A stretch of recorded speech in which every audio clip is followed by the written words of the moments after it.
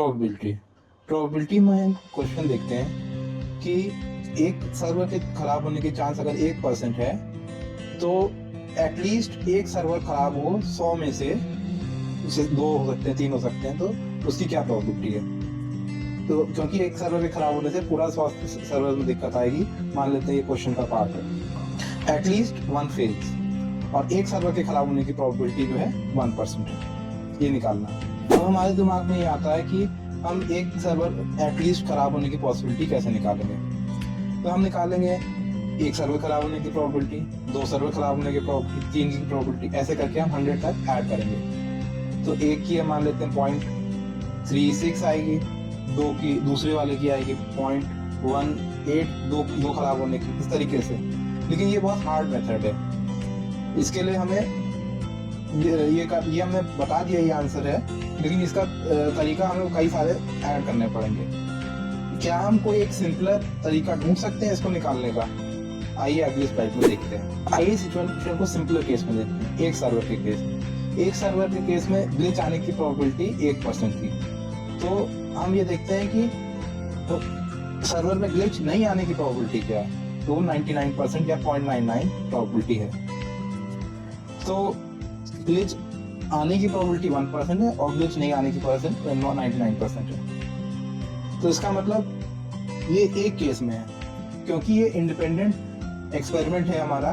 सारे एक्सपेरिमेंट हम करेंगे तो 99 अगर हम 100 बार मल्टीप्लाई करेंगे, 0.99 हम 100 बार मल्टीप्लाई करेंगे तो 0.99 इंटू 0.99 इंटू 0.99 100 बार करेंगे, तब हमारा किसी भी सर्वर में ग्लिच नहीं आने की प्रोबेबिलिटी आएगी। तो आइए देखते हैं कैसे। अगर हमें सारे पॉसिबल आउटकम्स देखने हैं क्या हो सकते हैं, तो उसमें हमें एक ट्री बनाना पड़ेगा। पहला कंप्यूटर में ग्लिच आएगी नहीं आएगी, दूसरे में ग्लिच आएगी नहीं आएगी, तीसरे में आएगी कि नहीं आएगी, ऐसे करके 100 तक। तो इसमें बहुत सारी पॉसिबिलिटीज बनेंगी। लेकिन हमारी जो पॉसिबिलिटी हम लोग इंटरेस्टेड हैं वो है कि किसी में भी ग्लिच ना आए। तो इस एक ही पाथ बनेगा जो कि 0.99 इंटू 0.99 इंटू 0.99, एक ही पॉसिबिलिटी, वरना बाकी सारे केसेस में एटलीस्ट 1 ग्लिच है। अब हम देखते हैं कि ग्लिच नहीं आने की प्रोबेबिलिटी 0.99% थी, 0.99 थी, यानी 99%। तो दो कंप्यूटर में ग्लिच नहीं आने की प्रोबेबिलिटी 0.99 इंटू 0.99 हुई, और पहले कंप्यूटर में ग्लिच नहीं आने की और दूसरे में आने की प्रोबेबिलिटी 0.99 इंटू 0.01। अब हम अगर दोनों का सम करें तो वो प्रोबेबिलिटी 0.99 के बराबर ही होगा, जो कि हमारी पहले में ग्लिच नहीं आने के बराबर है। तो पहले केस में हमारी ग्लिच नहीं आई तो उसकी प्रोबेबिलिटी 0.99 है, और उसके आगे जो प्रोबेबिलिटी है आने या ना आने की सम करके वो हमारी आगे 1 है। तो 0.99 इंटू 1 तो 0.99 पहले में ग्लिच आने की, आगे की पॉसिबिलिटी में कुछ भी आए, उससे 2 कुछ भी आए, तब वो दोनों आउटकम एक्सेप्टेड है। तो उस केस में हमारी 0.99 प्रोबेबिलिटी कि पहले में ग्लिच आएगी, और अगर दूसरे में कोई हम सेलेक्ट करेंगे तो उसको उसकी प्रोबेबिलिटी से हमें मल्टीप्लाई करना पड़ेगा। तो किसी में कोई प्रोबेबिलिटी नहीं आने की जो है वो हमारी निकल आएगी जब हम 0.99 को मल्टीप्लाई करेंगे 100 बार। तो अब कि 0.99 की पावर 100 लेंगे, और अगर हमें निकालना है कि किसी एक में ग्लिच आएगी तो उसको 1 में से माइनस कर देंगे कि टोटल प्रोबेबिलिटी है कि ग्लिच आए या ना आए, एक में आए या एक से ज्यादा आए या फिर नहीं आए, ये टोटल प्रोबेबिलिटी है।